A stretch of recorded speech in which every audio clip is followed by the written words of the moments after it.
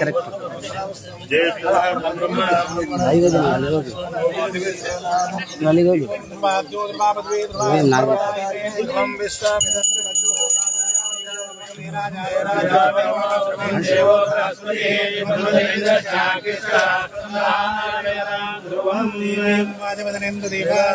विश्वरूपा पशवो वदन्ते सानो वन्दे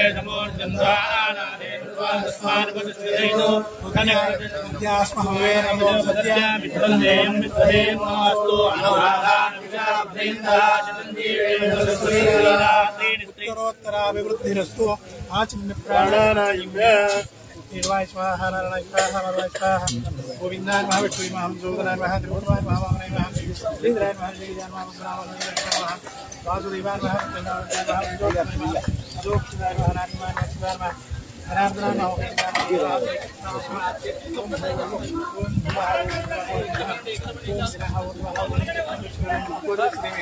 यो न प्रचोदयात् ओमा प्रचोदयात् ब्रह्मभोर्भवतु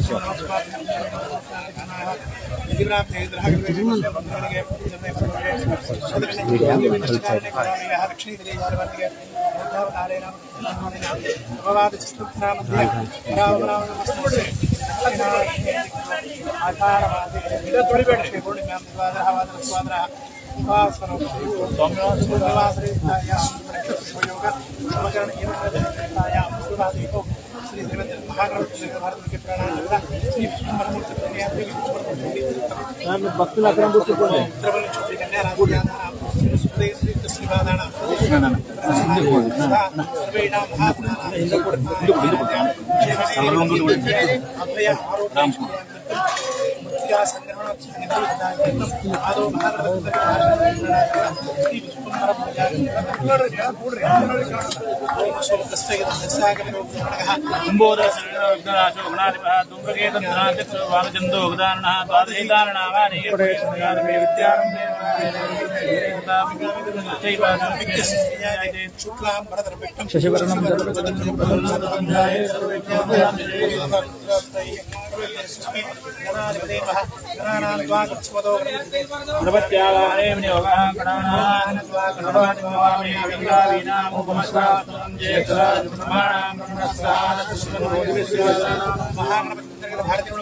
అక్కడ श्री विश्वम्भराय नमः ध्यायामि धर्मं दर्शयामि आवायामि आगमनं दर्शयामि आधारविन्दयोः पाद्यं पाद्यं दर्शयामि मुख्योः किमर्कं दर्शयामि मुख्यः आत्मनीं दर्शयामि उपचारकस्नानं दर्शयामि आभूयिष्ठावयोः नमस्कारः उच्चैदानः महेरणा दर्शते योगस्वरमोदतस्य भागदेहनः शरीरमादनः स्मारं नमामवरस्य आपूर्णनेतारः स्नानं दर्शयामि स्नानान्तरात् दर्शयामि वस्त्रोवार्ते अक्षतां दर्शयामि कुलिदार्ते अक्षतां दर्शयामि परित्रा स्वभाग्यद्रव्याणि परित्रा सौभाग्यद्रव्याणि शुक्लैः पूजयामि सुमुखाय नमः एकदन्ताय नमः कपिलाय नमः गजकर्णाय नमः लम्बोदराय नमः विजयाय नमः विजयराजाय नमः गजाननाय नमः भावचन्द्राय नमः गजाननाय नमः नाम पूजा समर्पयामि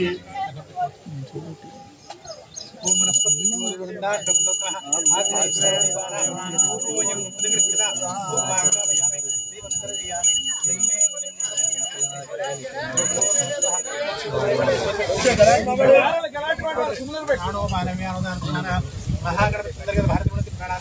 श्री विश्वम्भराय नमः नैवेद्यं समर्पयामि देवदेवानां समर्पयामि पुष्पक्षां समर्पयामि मुखं समर्पयामि ताम्बूलं समर्पयामि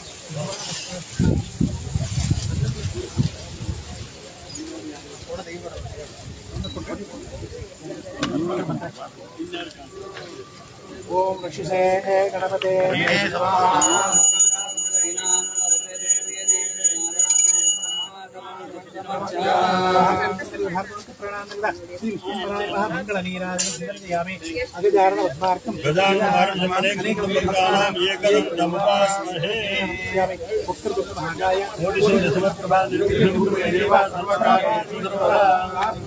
समर्पयामि अनया पूजया विघ्नहर्ता भारतीय प्राणांतरिता सुप्रीतो श्री कृष्णार्पणमस्तु महेद्यो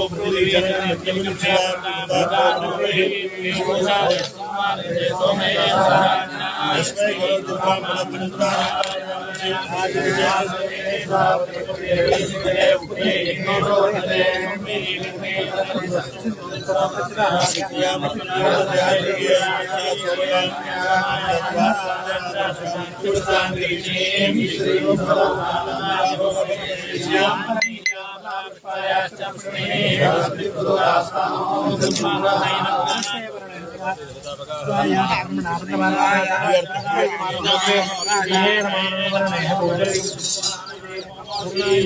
वर्णमावाहयामि ओम आस्कोष्ठे प्रयानक्ष्माम्या बेगो अदमे भवावनः यत्रेणे प्रदन्नोपदस्मन्ने आस्कोष्ठे नमः आस्कोष्ठे आवाहयामि वर्णमास्कोष्ठपत्निर्गत भारतीय मुख्य प्राणांतर्गत श्री लक्ष्मी नारायणाय नमः ध्यायामि ध्यानं नोक्यामि आवाहयामि आदरं नोक्यामि आधारबिन्दयोः साध्यं बाध्यं नोक्यामि अस्योः किमर्घ्यं नोक्यामि मुखे आचमनीं नोक्यामि भोग्यार्घस्थानं नोक्यामि अभुष्टामि होमस्थानम् उद्देदातन महेरणाचिष्णे योवस्यवत मोदस्यवादिना उषदैर्मातः स्मरङ्गवासिशानः आपोगणैर्स्थानं नोक्यामि स्थानान्तराजनं नोक्यामि वस्त्रोगार्थे अक्षतां नोक्यामि विविधार्थे अक्षतां नोक्यामि हरिद्रा सौभाग्यद्रव्याणि नोक्यामि पुष्पैः पूजयामि माल्यादीन सुगन्धेन माल्यादीन मया हृदानि पूजार्थं पुष्पाणि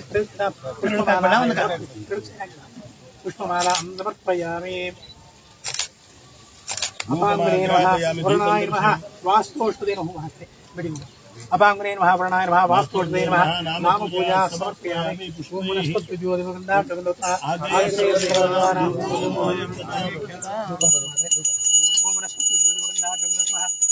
सर्वदेवानां धूपोऽयं प्रतिगृह्यतां धूपमाग्रामयामि दीपं दर्शयामि नैवेद्यं समर्पयामि ओम भगवद्भोस्वः अच्युतपदेन भक्तिवित्तमे यो योनप्रचोदयादो प्राणोपानव्यानुदानस्मरः वर्णवास्तुत्पत्तन्तर्गत भारतीयमुख्य प्राणान्तर्गत श्री लक्ष्मी नारायणाय नमः भूतपरनैवेद्यं समर्पयामि मध्ये मध्ये पानि समर्पयामि हस्तपुष्पं समर्पयामि ताम्बूलं समर्पयामि सुवर्णपुष्पदक्षिणां समर्पयामि अथ मङ्गलनीराजनम् ओम श्रिये यागस्य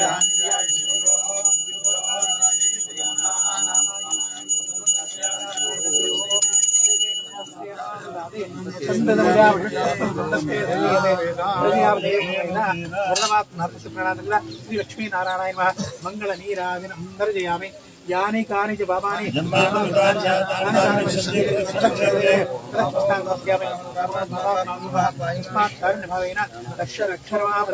प्रार्थनां समर्पयामि यत्र योगेश्वर कृष्ण यत्र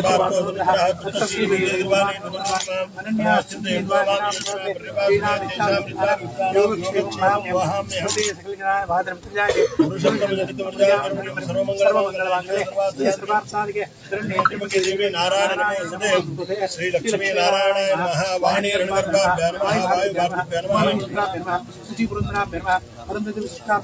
मातृभ्यो आचार्येभ्यो सर्वेभ्यो ब्राह्मणेभ्यो नमो नमः। मध्य पूर्वोत्सर्देवंगलायां शोभातीतो श्री श्रीमद् राघवेंद्र तीर्थ गृहांतर्गत भारतीय प्राणांतर्गत सीतापति श्री मूल रामचंद्र प्रेरणया सीतापति श्री मूल रामचंद्र प्रीत स्थल शुद्ध मूर्तिका शुद्ध देह शुद्ध पंचगौरवेण नमः करिष्ये।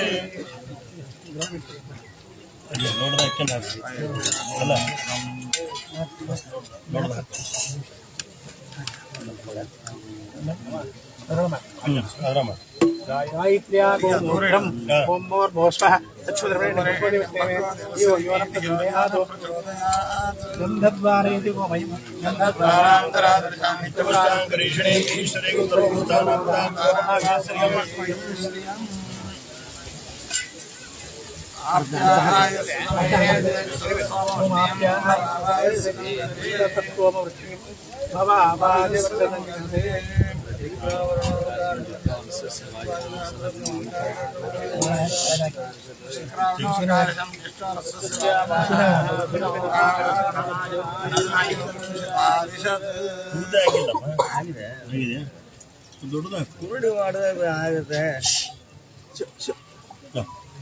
ओम दधिप्रावरणोकारकं जिष्णु रक्षत्राजा सुरभिरोमकाकरत्नायोगं युगायुध शुक्रमसिद्धोदरजिद्रेण सूर्यस्तरत्वे ओम देवसत्त्वा सविदं सर्वे अस्माभ्यां पुष्पोदकम् ओम देवसत्त्वादोत्वे अस्माभ्यां पुष्पोदकाभ्यां कुशोदकं प्रणवेन प्रणवेन आलोट्य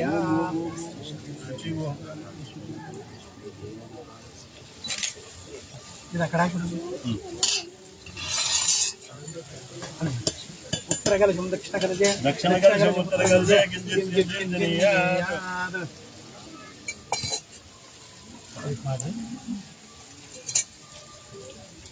ओम वासोष्टदे पुण्यजानिके स्वाहा विश्वानमेवानः यदेवहे कुन्दन्दोषदेन सुपदे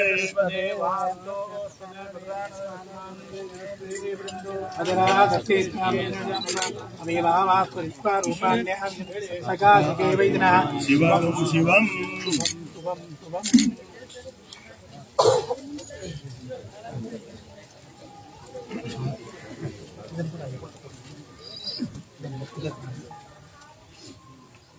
ओमेन देवा पवित्रेण आत्मानं प्रदेशः तेन सहस्रकारेण आवाहनं प्राजापत्यं पवित्रं शतोऽध्यापकं धर्मयं तेन ब्रह्महितो वयं ब्रह्मणे इंद्रस्य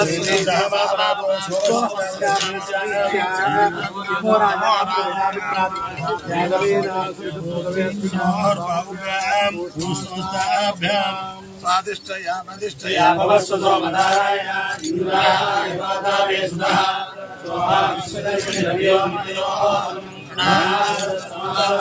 नादाता मोहमुनितो अभिवेदनमः देवानां आमच्छाचनामच्युतैरर्थं निवेदे योगत्वेन आशुतः नातीते परिसुतमो वंशोऽस्य वारेण शश्वतातनाः नवीमन्वे समर्या नन्दियोषाणोदुजा सारपार्येहि अमीहिन्नत्यक्रोहसं दिवाकं कृतिं विनादोः वीमन्नापदश्रीहन्ते देवसितं सोमिन्द्राय पातारे अस्येन्द्रोमरेश्वराणि जगदे सूरो मगाचां हदे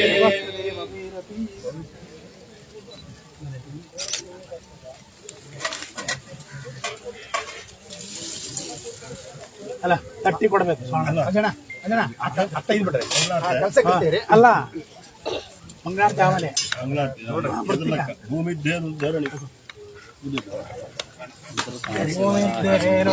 भूमिद्धेनोद्धरणी लोकधारिणी दिवेन मे पापीयन्मया दुष्कृतं कृतं तया ब्रह्मदत्ताभिमन्त्रिता मृत्तिके देहि मे पुष्टिं वै सर्वं प्रतिष्ठितं मृत्तिके सर्वं मे निर्मलमृत्तिके त्वया हतेन पापेन गच्छामि परमागतिं यतइन्द्रविनामहे ततो नो अभयं कृते भगवञ्चक्षिभवतन्न ऊये विश्वमिगोरिः स्वस्तिना विश्वपतिर्वृत्रः विवृतो वशीषेण पुरयेतना स्वस्तिना भयङ्करा स्वस्तिन इन्द्रो वृत्रश्रवा स्वस्तिना कमलाकादेशेरा स्वस्तिरस्ता क्षिरोदरिष्टनेमि सहस्रशीर्षं देवं विश्वाक्षं विश्वशम्भुवं विश्वं नारायणं देवमक्षरं परमपदं विश्वपरमानित्यं विश्वं नारायणं हरिं विश्वमेवेदं सर्वसद्विषमुपजीवति विश्वस्याग्नेश्वरकुण्डाश्वरं नारायणं आग्नेयं विश्वात्मानं परायणं नारायणपरोज्ज्वलनिरात्मा नारायणं परः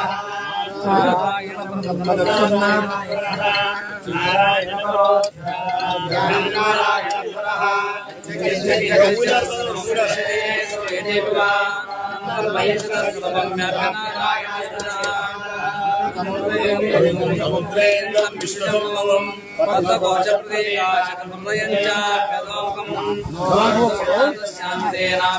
परितिष्ठते बालमालाकुलम्बादि विश्वस्यायतनं महत् संवद्यामोक्षसंयमम्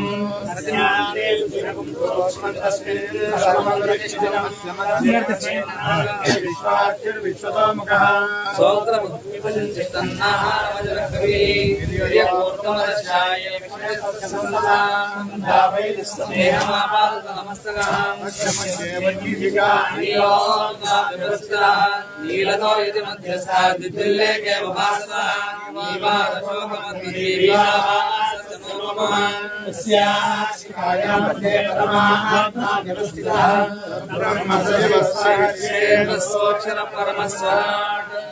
विद्महे वासुदेवाय धीमहि तन्नो विष्णुः प्रचोदयात्।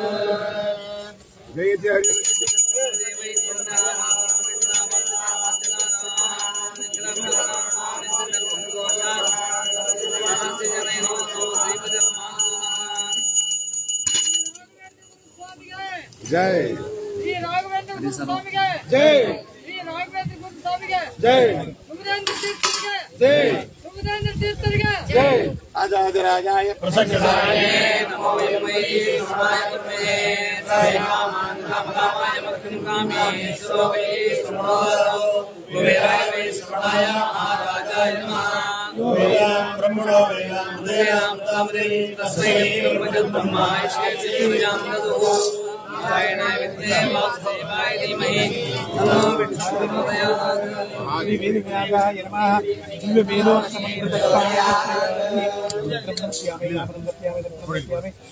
विद्यानं दर्पयामि आंदोलन दर्पयामि गीता समस्त राजोपचार पूजा समर्पयामि विशुद्धिता नामकारो पूजा करयामि जो दूनं संप्रदायामि अंतरे देवा परिपूर्णं तदस्ते पूजा संक्रामणेन भगवान श्री श्री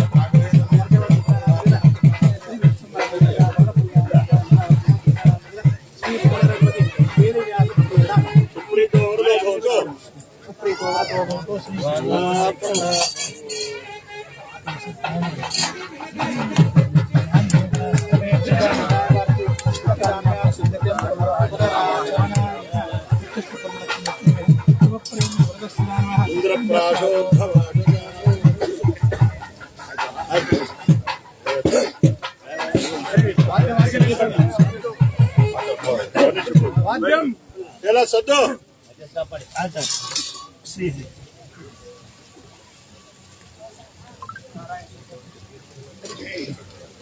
ಶ್ರೀ ಗುರುಭ್ಯೋ ನಮಃ ಹರಿ ಓಂ ಆಪಾದಮೌಳಿ ಪರ್ಯಂತಂ ಗುರುಣಾಂ ಆಕೃತಿಂ ಸ್ಮರೇತ್ ತೇನ ವಿಘ್ನಾಃ ಪ್ರಣಶ್ಯಂತಿ ಸಿದ್ಧ್ಯಂತಿ ಚ ಮನೋರಥಾಃ ಸರ್ವೇಪಿ ಸುಖಿನಃ ಸಂತು ಸರ್ವೇ ಸಂತು ನಿರಾಮಯಾಃ ಸರ್ವೇ ಭದ್ರಾಣಿ ಪಶ್ಯಂತು ಸರ್ವೇ ಸುಗುಣಶಾಲಿನಃ. ಭಗವಂತನಿಗೆ ಅತಿ ಪ್ರಿಯವಾದ ಕಾಲ ಚಾತುರ್ಮಾಸ್ಯ ಕಾಲ. ಧರಣಿ ದೇವಿಯನ್ನ ಉದ್ದೇಶ ಮಾಡಿಕೊಂಡು ವರಾಹರೂಪಿಯಾದಂತಹ ಪರಮಾತ್ಮ ಯಾವ ವರಾಹ ಪುರಾಣದಲ್ಲಿ ಅಸ್ತಿ ಪ್ರಿಯತಮ ಕಾಲ ಎಂಬುದಾಗಿ ತನಗೆ ಅತ್ಯಂತ ಪ್ರಿಯವಾದಂತಹ ಕಾಲ ಈ ಚಾತುರ್ಮಾಸ್ಯದ ಕಾಲ ಎಂಬುದಾಗಿ ವಿವರಿಸಿದ್ದಾರೆ. ಈ ಚಾತುರ್ಮಾಸ್ಯದ ಅವಧಿಯಲ್ಲಿ ಭಗವಂತನ ಪ್ರೀತಿಗೋಸ್ಕರವಾಗಿ ಅನೇಕ ವ್ರತ ನಿಯಮಗಳು, ದಾನ ಧರ್ಮಗಳು, ಉಪವಾಸಗಳು, ಅದೇ ರೀತಿಯಾಗಿ ವಿಶೇಷವಾದಂತಹ ಪೂಜೆ ಇತ್ಯಾದಿಗಳನ್ನು ಈ ಚಾತುರ್ಮಾಸ್ಯದ ಅವಧಿಯಲ್ಲಿ ಶಾಸ್ತ್ರ ಸಂಪ್ರದಾಯಗಳಲ್ಲಿ ವಿಧಾನ ಮಾಡಲಾಗಿದೆ.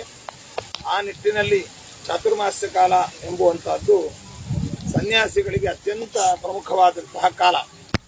ಸನ್ಯಾಸಿಗಳು ಅವಧಿಯಲ್ಲಿ ತತ್ಪೂರ್ವದಲ್ಲಿ ಗ್ರಾಮೈಕರಾತ್ರಿಕರಾಗಿ ದೇಶದ ಉದ್ದದಗಲಕ್ಕೂ ಕೂಡ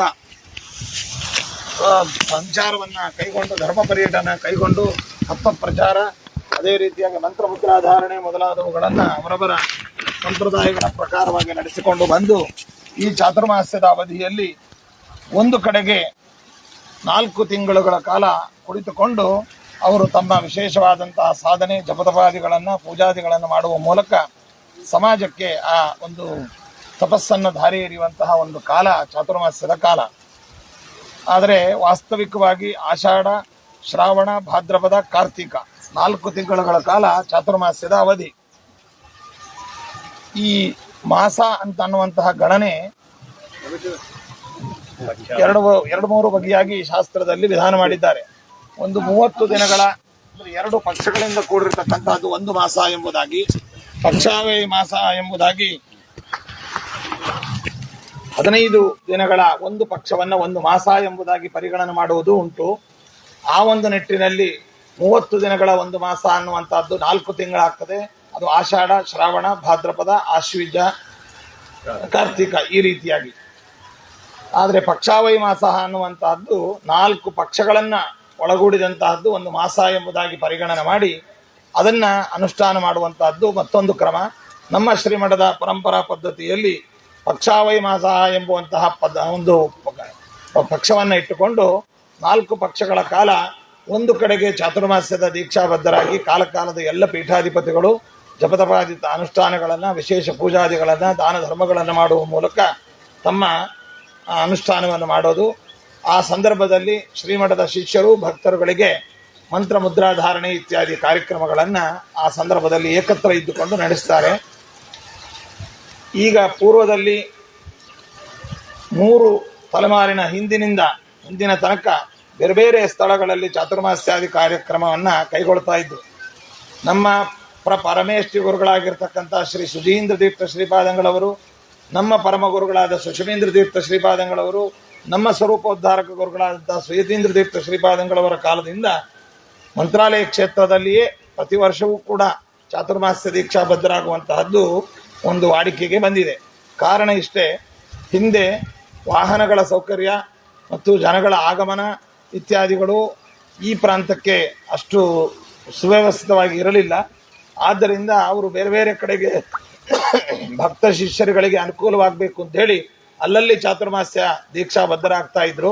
ಈಗ ರಸ್ತೆ ಮತ್ತು ವಾಹನಗಳ ಸೌಕರ್ಯ, ಜನಸಂದಣಿ, ಬರುವಂತಹ ಭಕ್ತರ ಒಂದು ಸಂಖ್ಯೆ ಗಣನೀಯವಾಗಿ ಬೆಳೆದದ್ದರಿಂದ ಮತ್ತು ರಾಘವೇಂದ್ರ ಸ್ವಾಮಿಗಳವರ ಆರಾಧನಾ ಮಹೋತ್ಸವವು ಈ ಚಾತುರ್ಮಾಸ್ಯದ ಅವಧಿಯಲ್ಲಿ ಬರುವ ಹಿನ್ನೆಲೆಯಲ್ಲಿ ಮಂತ್ರಾಲಯ ಕ್ಷೇತ್ರದಲ್ಲೇ ಇದ್ದುಕೊಂಡು ಈ ಚಾತುರ್ಮಾಸ್ಯ ದೀಕ್ಷಾಬದ್ಧರಾಗಿ ತಮ್ಮ ಅನುಷ್ಠಾನವನ್ನು ಆಚರಿಸುವಂತಹ ಕ್ರಮ ವಿಶೇಷವಾಗಿ ಜಾರಿಯಲ್ಲಿ ಬಂದಿದೆ. ಆ ನಿಟ್ಟಿನಲ್ಲಿ ನಾವು ಕೂಡ ಈ ಕ್ಷೇತ್ರದಲ್ಲಿ ಇದ್ದುಕೊಂಡು ಚಾತುರ್ಮಾಸ್ಯವನ್ನು ಕೈಗೊಳ್ಳುತ್ತಾ ಇದ್ದೇವೆ. ಇದರ ಅಂಗವಾಗಿ ಚಾತುರ್ಮಾಸ್ಯದ ಅವಧಿಯಲ್ಲಿ ಸನ್ಯಾಸಿಗಳಿಗೆ ಪ್ರತಿನಿತ್ಯದಲ್ಲಿಯೂ ಕೂಡ ತಮ್ಮ ಶೌಚಕ್ಕೆ ಮೃತ್ತಿಕಾ ಇತ್ಯಾದಿಗಳು ಬೇಕಾಗಿವೆ. ಆದರೆ ಈ ಚಾತುರ್ಮಾಸ್ಯದ ಅವಧಿಯಲ್ಲಿ ಇನ್ನೇನು ದೀಕ್ಷಾಬದ್ಧರಾಗುವಾಗ ಮುನ್ನ ತಮ್ಮ ಶೌಚಾದಿ ಕಾರ್ಯಕ್ರಮಗಳಿಗೆ, ಶರೀರ ಶುದ್ಧಿ ಮೊದಲಾದವುಗಳಿಗೆ ಮೃತ್ತಿಕಾ ಅನ್ನುವಂತಹದ್ದು ಬೇಕಾಗಿದೆ. ಮೃತ್ತಿಕಾ ಅಂತಂದರೆ ಅದು ಮಣ್ಣು ಅಂತಂದರೆ ಅದು ಪವಿತ್ರವಾದ ಮಣ್ಣಿನ ವಾಚಕವಾಗಿ ಅದರ ಮೃತ್ತಿಕಾ ಎಂಬುದಾಗಿ ಕರೀತೇವೆ ನಾವು. ಇಲ್ಲಿ ಈ ಸ್ಥಳದಿಂದ ಪ್ರತಿ ವರ್ಷವೂ ಕೂಡ ಈ ಆಷಾಢ ಶುದ್ಧ ಹುಣ್ಣಿಮೆಯ ದಿನದಂದು ಇಲ್ಲಿ ಆಗಮಿಸಿ ಗಣಪತಿ ಪ್ರಾರ್ಥನೆ, ಅದೇ ರೀತಿಯಾಗಿ ಕಲಶ ಸ್ಥಾಪನೆ, ವರ್ಣ ಅಶ್ವಸ್ಪತಿ ಪೂಜಾ ಮತ್ತು ಪಂಚಗವ್ಯ ಮೇಲನ, ಪಂಚಗವ್ಯ ಪ್ರೋಕ್ಷಣ, ಭೂಶುದ್ಧಿ, ಮತ್ತು ಭೂಶೋಧನ ಇತ್ಯಾದಿ ಕಾರ್ಯಕ್ರಮಗಳ ಮೂಲಕವಾಗಿ ಮೃತ್ತಿಕೆಯನ್ನು ಸಂಗ್ರಹ ಮಾಡುವಂತಹದ್ದು. ಇದನ್ನು ಇಂದು ನಾವು ಇಲ್ಲಿಂದ ಕೊಂಡೊಯ್ದು ವೇದ ಪಾರಾಯಣಗಳು, ಅದೇ ರೀತಿಯಾಗಿ ದಾಸ ಕೀರ್ತನೆಗಳು, ಮಂತ್ರ ಸ್ತೋತ್ರಗಳ ಮೂಲಕವಾಗಿ ಪಾರಾಯಣ ಮಾಡಿ ಸಮಸ್ತ ವಿಪ್ರ ಸಮುದಾಯದವರು, ಅದೇ ರೀತಿಯಾಗಿ ಇತರ ಸಮುದಾಯದ ಸಮಸ್ತ ಭಕ್ತರ ಒಂದು ಸಹಯೋಗದೊಂದಿಗೆ ಇಲ್ಲಿಂದ ಮೃತ್ತಿಕೆಯನ್ನು ತೆಗೆದುಕೊಂಡು ನಾವು ಶ್ರೀಮಠಕ್ಕೆ ತೆರಳುತ್ತೇವೆ. ಇದೇ ಜಾಗದಲ್ಲಿ ಮೃತ್ತಿಕಾ ತೆಗೆದುಕೊಳ್ಳುವಂತಹ ಕಾರಣ ಏನು ಅಂತಂದರೆ, ಈ ಜಾಗ ನಮ್ಮ ಶ್ರೀಮಠಕ್ಕೆ ಸೇರಿರ್ತಕ್ಕಂಥದ್ದು ನದಿ ತೀರದಲ್ಲಿರ್ತಕ್ಕಂಥ ಪವಿತ್ರವಾದ ಸ್ಥಳ. ರಾಘವೇಂದ್ರ ಸ್ವಾಮಿಗಳವರೇ ಮೊದಲಾದಂತಹ ಎಲ್ಲ ಪೀಠಾಧಿಪತಿಗಳು ಕೂಡ ತಮ್ಮ ವೃಂದಾವನ ಪ್ರವೇಶದ ಮುನ್ನ ಇದೇ ಸ್ಥಳದಲ್ಲಿ ಇದ್ದು ಅನುಷ್ಠಾನವನ್ನು ಮಾಡಿ ಅವರು ಈ ಸ್ಥಳವನ್ನು ಪವಿತ್ರಗೊಳಿಸಿರತಕ್ಕಂಥದ್ದು. ತತ್ಸ್ಮಾರಕವಾಗಿ ಇಲ್ಲಿ ತುಳಸಿ ವನ ಎಂಬುದಾಗಿ ಇಲ್ಲಿ ಸ್ಥಾಪನೆ ಮಾಡಿ ಪ್ರತಿನಿತ್ಯ ಭಗವಂತನ ಪೂಜೆಗೆ, ಹರಿಗುರುಗಳ ಸಮರ್ಪಣೆಗೆ ಈ ಸ್ಥಳದಿಂದಲೇ ತುಳಸಿಯನ್ನು ತೆಗೆದುಕೊಂಡು ಬಂದು ಸಮರ್ಪಣೆ ಮಾಡ್ತೇವೆ. ಕೊಂಡ ತುಳಸಿಯನ್ನು, ಮಾರುಕಟ್ಟೆಯಲ್ಲಿ ದೊರೆಯುವಂತಹ ತುಳಸಿಯನ್ನು ಭಗವಂತನಿಗೆ, ಗುರುಗಳಿಗೆ ಸಮರ್ಪಿಸುವಂತಹ ಕ್ರಮ ನಮ್ಮ ಶ್ರೀಮಠದಲ್ಲಿ ಸುತರಾಂ ಇಲ್ಲ ಎಂಬುದಾಗಿ ಈ ಸಂದರ್ಭದಲ್ಲಿ ತಿಳಿಸಿ, ಇಲ್ಲಿ ಬೆಳೆದಂತಹ ತುಳಸಿಯನ್ನೇ ನಾವು ತೆಗೆದುಕೊಂಡು ಹೋಗ್ತೇವೆ. ಅಥವಾ ಕಾಡಿನಲ್ಲಿ ದೊರೆಯುವಂತಹ, ಜಮೀನುಗಳಲ್ಲಿ ದೊರೆಯುವಂತಹ ತುಳಸಿಯನ್ನೇ ಶ್ರೀಮಠಕ್ಕೆ ನಾವು ಬಳಸ್ತೇವೆ ಇಲ್ಲಿ ಮತ್ತು ನಮ್ಮ ಸಂಚಾರದಲ್ಲಿಯೂ ಕೂಡ. ಆ ಒಂದು ಹಿನ್ನೆಲೆಯಲ್ಲಿ ಇವತ್ತು ಮೃತ್ತಿಕಾ ಸಂಗ್ರಹ ಅನ್ನುವಂಥದ್ದು ಜರುಗಿದೆ. ಈ ಮೃತ್ತಿಕೆಯನ್ನು ತೆಗೆದುಕೊಂಡು ಹೋಗಿ ರಾಘವೇಂದ್ರ ಸ್ವಾಮಿಗಳವರೇ ಮೊದಲಾದಂತಹ ನಮ್ಮ ಪರಂಪರೆಯ ಎಲ್ಲ ಬೃಂದಾವನಗಳ ಮೇಲೆ ನಾವು ಇರಿಸ್ತೇವೆ. ಅಲ್ಲಿ ಈಗಾಗಲೇ ಇರಿಸಿರ್ತಕ್ಕಂಥ ಮೃತ್ತಿಕೆಯನ್ನ, ಹಳೆಯ ಮೃತ್ತಿಕೆಯನ್ನ ತೆಗಿತೇವೆ. ಆ ಮೃತ್ತಿಕೆಯನ್ನ ಅಲ್ಲಲ್ಲಿ ನಮ್ಮ ಶ್ರೀಮಠದ ಸಂಪ್ರದಾಯ ಪದ್ಧತಿಗಳಿಗೆ ಅನುಸರಿಸಿ ಮಠಗಳನ್ನು, ಶಾಖಾ ಮಠಗಳನ್ನು ಸ್ಥಾಪನೆ ಮಾಡುವಂತಹ ಸಂದರ್ಭದ ಹಿನ್ನೆಲೆಯಲ್ಲಿ ಪ್ರತ್ಯೇಕವಾಗಿ ಒಂದೊಂದು ಮಠವನ್ನು ಸ್ಥಾಪನೆ ಮಾಡುವಾಗ ಆ ಮಠದ ಹೆಸರಿನಲ್ಲಿ, ಆ ಊರಿನ ಭಕ್ತರ ಹೆಸರಿನಲ್ಲಿ ಸಂಕಲ್ಪವನ್ನು ಮಾಡಿ 48 ದಿನಗಳ ಕಾಲ ಮಂಡಲ ಪೂಜೆಯನ್ನು ಮಾಡಿ ಆ ಮೃತ್ತಿಕೆಯನ್ನು ತೆಗೆದುಕೊಂಡು ಕಾಲಕಾಲದ ಪೀಠಾಧಿಪತಿಗಳಿಂದಲೇನೆ ಆ ಮೃತ್ತಿಕೆಯನ್ನು ತೆಗೆದುಕೊಂಡು ಮತ್ತು ಪ್ರತಿಷ್ಠಾಪನಾ ಕಾರ್ಯಕ್ರಮಗಳು ಅನ್ನುವಂಥದ್ದು ದೇಶದ ಉದ್ದದಗಲಕ್ಕೂ ಕೂಡ ನಡೆಯುವಂತಹದ್ದು ನಮ್ಮ ಶ್ರೀಮಠದ ಸಂಪ್ರದಾಯ ಮತ್ತು ಪದ್ಧತಿ. ಜೊತೆಯಲ್ಲಿ ಕಾನೂನು ಕೂಡ ಆ ರೀತಿಯಾಗಿ ಇದನ್ನು ಪಾಲಿಸಿಕೊಂಡು ಬರ್ತಾ ಇದೆ. ಆ ಹಳೆಯ ಮೃತ್ತಿಕೆಯನ್ನು ಪ್ರತಿಷ್ಠಾಪನೆಗೆ ಕೆಲವು ಭಾಗ, ಭಕ್ತರಿಗೆ ಪ್ರಸಾದ ರೂಪವಾಗಿ ಈ ಮೃತ್ತಿಕೆ ಅನ್ನುವಂಥದ್ದು ಸಕಲ ರೋಗ ಪರಿಹಾರಕವಾದಂತಹದ್ದು. ಅದರಲ್ಲಿ ಸಕಲ ಗುರುಗಳ ಸನ್ನಿಧಾನ, ವಿಶೇಷವಾಗಿ ರಾಘವೇಂದ್ರ ಸ್ವಾಮಿಗಳವರ ಸನ್ನಿಧಾನ, ಹರಿಗುರುಗಳ ಒಂದು ವಿಶೇಷ ಸನ್ನಿಧಾನ ಅನ್ನುವಂಥದ್ದಲ್ಲಿ ಸಂಪನ್ನಗೊಳ್ತದೆ. ಅದನ್ನು ಭೂತ ಪ್ರೇತ ಪಿಶಾಚಾದಿ ಬಾಧಾ ನಿವೃತ್ತಿಗೋಸ್ಕರವಾಗಿ, ಶರೀರದ ರೋಗಾದಿ ಪರಿಹಾರಕ್ಕೋಸ್ಕರವಾಗಿ, ಸಕಲ ಸಂಪತ್ತಿಗೋಸ್ಕರವಾಗಿ ಈ ಮೃತ್ತಿಕೆಯನ್ನು ಪ್ರಸಾದ ರೂಪವಾಗಿ ಶ್ರೀಮಠದ ವತಿಯಿಂದ ಕೊಡತಕ್ಕಂಥದ್ದು ಕ್ರಮ ಇದೆ. ಇದೇ ಅಧಿಕೃತವಾಗಿರತಕ್ಕಂತಹ ಒಂದು ಕ್ರಮ. ಇದರಿಂದಲೇ ಮೃತ್ತಿಕೆಯಲ್ಲಿ ವಿಶೇಷವಾದ ಸನ್ನಿಧಾನ ಮತ್ತು ಪಾವಿತ್ರತೆ ಅನ್ನುವಂಥದ್ದು ಸಂಭವಿಸ್ತದೆ. ಇದು ಹೊರತಾಗಿ ಎಲ್ಲೆಲ್ಲಿ ಬೃಂದಾವನ ಪ್ರತಿಷ್ಠಾಪನೆ ಇತ್ಯಾದಿಗಳು ನಡೀತದೆ ಅಲ್ಲಿ ಶ್ರೀಮಠದ ಸಂಪ್ರದಾಯ ಪದ್ಧತಿಗಳು ಉಲ್ಲಂಘನೆ ಆಗಿರ್ತವೆ, ಜೊತೆಯಲ್ಲಿ ಕಾನೂನು ಉಲ್ಲಂಘನೆಯೂ ಆಗಿರುತ್ತೆ. ಅದ್ಯಾವುದೂ ಕೂಡ ಗ್ರಾಹ್ಯವಾದದ್ದಲ್ಲ ಮತ್ತು ಹರಿಗುರುಗಳ ಪೂರ್ಣ ಸನ್ನಿಧಾನಕ್ಕೆ ಅದು ಕಾರಣವಲ್ಲ ಅನ್ನುವಂತಹ ವಿಚಾರವನ್ನು ಈ ಮೂಲಕವಾಗಿ ತಿಳಿಸ್ತಾ ಇದ್ದೇವೆ. ಎಲ್ಲಿಯೇ ಆಗಲಿ ಮಠಗಳ ಸ್ಥಾಪನೆ ಆಗಬೇಕಾದ್ರೆ ಕ್ರಮವಾಗಿ ಮಠಕ್ಕೆ ಬಂದು ಬೇಡಿಕೆಯನ್ನು ನೀಡಿ ಮಠದ ಸಂಪ್ರದಾಯ ಪದ್ಧತಿಗಳನ್ನು ನಾವು ಪಾಲಿಸ್ತೇವೆ ಎಂಬುವಂತಹ ಕಟ್ಟುಪಾಡುಗಳನ್ನು ಲಿಖಿತವಾಗಿ ನೀಡಿ ಆ ಕಾಲಕಾಲದ ಪೀಠಾಧಿಪತಿಗಳ ಪರವಾನಗಿಯನ್ನು ಪಡೆದು ಅಲ್ಲಿಂದ ಆ ಮೃತ್ತಿಕೆಯನ್ನು ತೆಗೆದುಕೊಂಡು ಹೋಗಿ ಅವರ ಕೈಯಲ್ಲಿ ಪ್ರತಿಷ್ಠಾಪನೆ ಮಾಡಿಸಬೇಕು. ಅವರ ಕೈಯಲ್ಲಿ ಅನಾನುಕೂಲವಾದರೆ ಅವರಿಂದ ಸೂಚಿತರಾದಂತಹ ಇತರ ಪೀಠಾಧಿಪತಿಗಳಿಂದ ಮಾಡಿಸುವಂತಹ ಕ್ರಮ ನಡೆದುಕೊಂಡು ಬಂದಿದೆ. ಒಟ್ಟಾರೆ ಈ ಪ್ರತಿಷ್ಠಾಪನಾ ಕ್ರಮ ಅನ್ನುವಂತಹದ್ದು ಪರಂಪರಾಗತವಾದಂತಹ ಉಪದೇಶಗಳು, ರಾಘವೇಂದ್ರ ಅಷ್ಟಾಕ್ಷರ ಮಂತ್ರದ ಉಪದೇಶ, ಸಿದ್ಧಿ ಇವುಗಳಿಂದ ಈ ಸನ್ನಿಧಾನ ಅನ್ನುವಂಥದ್ದು ಜಾಗೃತಗೊಳ್ಳುತ್ತದೆ. ಅಂತಹ ಕಾರ್ಯಕ್ರಮವನ್ನೇ ಎಲ್ಲ ರಾಯರ ಭಕ್ತರು ಕೂಡ ಅದನ್ನು ಅನುಷ್ಠಾನ ಮಾಡಬೇಕು. ಅದೇ ರೀತಿಯಾಗಿ ನಡೆದುಕೊಂಡ್ರೆ ಹರಿಗುರುಗಳ ರಾಯರ ಪ್ರೀತಿ ಆಗ್ತದೆ. ಅಲ್ಲಲ್ಲಿ ಸ್ಥಾಪನೆಯಾದಂತಹ ಮಠಗಳಲ್ಲಿ ರಾಘವೇಂದ್ರ ಸ್ವಾಮಿಗಳವರ ಸನ್ನಿಧಾನ ವಿಶೇಷವಾಗಿ ಸಂಪನ್ನಗೊಳ್ಳುತ್ತದೆ ಎಂಬುವಂಥದ್ದು ಹೇಳ್ತಾ, ಇದಕ್ಕೆ ವ್ಯತಿರಿಕ್ತವಾಗಿ ನಡೆದಲ್ಲಿ ಧಾರ್ಮಿಕವಾಗಿಯೂ ಕೂಡ ಉಲ್ಲಂಘನೆ ಆಗ್ತದೆ, ಕಾನೂನಾತ್ಮಕವಾಗಿಯೂ ಕೂಡ ಉಲ್ಲಂಘನೆ ಆಗ್ತದೆ. Mrittika is the property of Raghavendra, exclusive property of Raghavendra Swami Math ಎಂಬುದಾಗಿ ಕಾನೂನು ಕೂಡ ಈಗಾಗಲೇ ಅದನ್ನು ಮಾನ್ಯ ಮಾಡಿದೆ. ಇದು ಈ ಸ್ಥಳ ನಮ್ಮದು, ಮಠಕ್ಕೆ ಸೇರಿರ್ತಕ್ಕಂಥದ್ದು. ಈ ಸ್ಥಳದ ಪ್ರತಿಯೊಂದು ಕಣಕಣವೂ ಕೂಡ ಅದು ಮಠದ ಆಸ್ತಿ. ಮಠದ ಆಸ್ತಿಯನ್ನು ಪಡೆಯಬೇಕಾದ್ರೆ ಮಠದ ಪರವಾನಗಿ ಇಲ್ಲದೆ ಪಡೆದಂತಹದ್ದು ಅದು ಕಾನೂನು ಉಲ್ಲಂಘನೆ ಆಗತ್ತೆ ಎನ್ನುವಂತಹ ವಿಚಾರಗಳನ್ನು ಮತ್ತು ಜಾಗೃತಿಯನ್ನು ಕೂಡ ಈ ಸಂದರ್ಭದಲ್ಲಿ ನೀಡುವ ಮೂಲಕ ಇಂದು ನಾವು ನೀವೆಲ್ಲರೂ ಕೂಡ ಭಕ್ತಿ ಶ್ರದ್ಧೆಗಳಿಂದ ಪ್ರಾರ್ಥಿಸಿ ಆ ಮೃತ್ತಿಕೆಯನ್ನು ಕೊಂಡೊಯ್ದು ರಾಘವೇಂದ್ರ ಸ್ವಾಮಿಗಳವರೇ ಮೊದಲಾದಂತಹ ಎಲ್ಲ ಬೃಂದಾವನಗಳ ಮೇಲೆ ನಾವು ಇರಿಸಿ ಚಾತುರ್ಮಾಸ್ಯದ ದೀಕ್ಷಾಬದ್ಧರಾಗುವಂತೆ ನಾವೆಲ್ಲ ಪ್ರಾರ್ಥಿಸೋಣ ಅಂತ ಹೇಳ್ತಾ, ಈ ಕಾರ್ಯಕ್ರಮದಲ್ಲಿ ಪಾಲ್ಗೊಂಡಂತಹ ಎಲ್ಲ ವಿದ್ವದ್ ವೃಂದಕ್ಕೆ, ಶ್ರೀಮಠದ ವೈದಿಕ ವೃಂದಕ್ಕೆ, ಅದೇ ರೀತಿಯಾಗಿ ಶ್ರೀಮಠದ ಸಿಬ್ಬಂದಿಗಳು, ಭಕ್ತಾದಿಗಳು, ಗ್ರಾಮಸ್ಥರು, ಪತ್ರಿಕಾ ಮಾಧ್ಯಮದವರು ಎಲ್ಲರಿಗೂ ಕೂಡ ಹರಿಗುರುಗಳು ವಿಶೇಷವಾಗಿ ಅನುಗ್ರಹಿಸಲಿ ಎಂಬುದಾಗಿ ಪ್ರಾರ್ಥಿಸ್ತಾ ಎಲ್ಲರಿಗೂ ಶುಭವನ್ನು ಕೋರ್ತಾ ಇದ್ದೇವೆ. ಸರ್ವೇ ಜನ ಸುಖಿನೋ ಭವಂತು, ಸಮಸ್ತ ಸನ್ಮಂಗಳಾನಿ ಭವಂತು. ఈరోజు పరమ పవిత్రమైనటువంటి గురు పౌర్ణిమ, గురువందన కార్యక్రమం చాతుర్మాస్య అవధి ప్రారంభమైనందువల్ల సన్యాసులకు అతి ముఖ్యమైనటువంటి కాలం చాతుర్మాస్య కాలం. అందులో మా మఠానికి చెందినటువంటి నదీ తీరంలో ఉన్నటువంటి ఈ స్థలంలో రాఘవేంద్ర స్వాముల వారే మొదలగు పూర్వ పీఠాధిపతులు, తదనంతర పీఠాధిపతులందరూ కూడా ఇక్కడ తమ అనుష్ఠానాన్ని గావించి పునీతం చేసినటువంటి స్థలం. ఈ స్థలం నుండి మృత్తిక అనేటువంటిది అంటే మన్ను అనే దాన్ని తీసుకుని వెళ్ళి మంత్రపూర్వకంగా పుణ్యాహ తర్వాత పంచగవ్య ప్రోక్షణ, స్థలశుద్ధి మొదలగు శ్రీమఠ సాంప్రదాయ పద్ధతులను అనుసరించి ధార్మిక విధి విధానాలను ఆచరించి దేవతా సన్నిధానాన్ని అందులో నెలకొల్పి ఆ మృత్తికను తీసుకువెళ్ళి రాఘవేంద్ర స్వాముల వారి బృందావనమే మొదలగు బృందావనాలపైన ఉంచి పాత మృతికను తీసి అందులో 2 భాగాలుగా చేసి ఒక భాగం అక్కడక్కడ దేశంలో స్థాపించబడేటువంటి మూల మృతికా బృందావనం అనే ఒక ఉద్దేశంతో దాన్ని వేరుపరుస్తారు. మరొక భాగం భక్తులకు ప్రసాద రూపంగా ఆయుర ఆరోగ్యాల కొరకు, భూత ప్రేత పిశాచాది బాధా నివృత్తి కొరకు, తదితర భక్తుల కోరిక వారి యొక్క అపేక్ష పరిపూర్ణం కోసం మృతికా ప్రసాదం అనేటువంటిది శ్రీమఠం నుండి ఇవ్వడం జరుగుతుంది. ఈ మృతికే అధికృతమైనటువంటిది. దీన్ని మఠం కాలకాలంలో ఉన్నటువంటి పీఠాధిపతుల చేత వారి ఆజ్ఞ చేత ఆ మృతిక పాతగా ఉంచినటువంటి మృతికను తీసుకుని అక్కడక్కడ ప్రస్తుత పీఠాధిపతులతో ఆ మృతికా బృందావన స్థాపన అనేటువంటిది మా మఠం పీఠాధిపతుల చేతనే చేయించేది సాంప్రదాయము మరియు రాఘవేంద్ర స్వాముల వారికి సమ్మతమైనటువంటిది. ఎందుకంటే పరంపరాగతంగా ఈ మృతికా ప్రతిష్టాపన విధి విధానాలు ఉపదేశం జరిగి ఉంటుంది. రాఘవేంద్ర అష్టాక్షర మంత్రం ఉపదేశం జరిగి ఉంటుంది. వారు ప్రతినిత్యం రాఘవేంద్ర అష్టాక్షర మంత్రాన్ని ఇతర మంత్రాల జపాలతో, ముఖ్యంగా రాఘవేంద్ర స్వాముల వారి అష్టాక్షర మంత్ర జప అనేటువంటిది కూడా వారి జపాచరణలో ఒక భాగంగా ఉంటుంది గనక వీటన్నిటి ద్వారా రాఘవేంద్ర స్వాముల వారి మఠం పీఠాధిపతుల చేతనే ఈ మృతికా బృందావనం అనేటువంటిది దేశంలో అన్ని స్థలాల్లో స్థాపించబడాలి. అదే అధికృతమైనటువంటిది. దానికి వ్యతిరేక్తంగా ఉంటే సాంప్రదాయ ఉల్లంఘన, అలాగే చట్ట ఉల్లంఘనం అనేటువంటిది కూడా సంభవిస్తుంది. మృతిక అనేటువంటిది రాఘవేంద్ర స్వాముల వారి మఠం యొక్క అసాధారణ ఒక సొత్తు, అసాధారణమైనటువంటి అధికారం అనేటువంటి విషయాన్ని ఈ సందర్భంలో భక్తులకు ఇందు మూలంగా తెలియపరుస్తూ ఈ మృతికను మనం అందరం కూడా ఈరోజు ఇక్కడ నుండి సంగ్రహించాం.